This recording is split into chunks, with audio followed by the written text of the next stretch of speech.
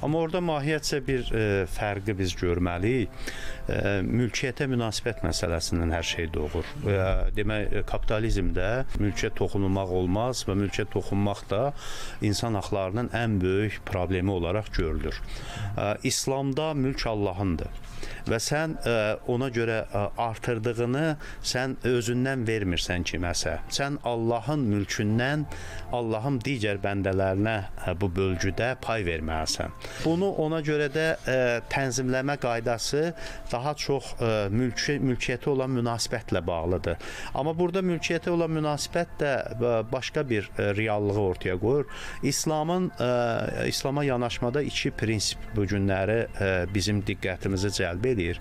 Bir, İslamı durğunlaşdırmaq və bir kültür olaraq bəlli bir dövrün standartları içində saxlamaq və onu dəyişməmək. Amma burada həm də bir saxtakarlıq elementi var.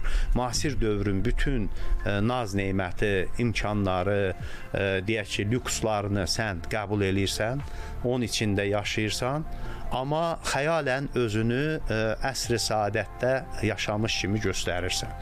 Bir də var ki, mənəvi olaraq o prinsipləri özün üçün ali prinsiplər olaraq görürsən, başqasının haqqına girməmək, faiz yeməmək, artıq mülkündən qonşuna pay vermək, sədəqə vermək, infaq falan bu məsələlərdə Allah rizası üçün xeyriyyə işləri görmək, məktəb açmaq, hansısa bir işlər görmək. Kimi də fikirləşir ki, 3 saat artıq ibadət eləsəm Allahın rizasını qazanaram. Kimi də fikirləşir ki, mən məktəb açsam, hansısa bir şəkildə tələbə oxutursam, bunu artıq əxlaq toplumun bunu artıq bilirsiniz, əxlaqı din yaratmayıb ki, əxlaq əvvəldən var.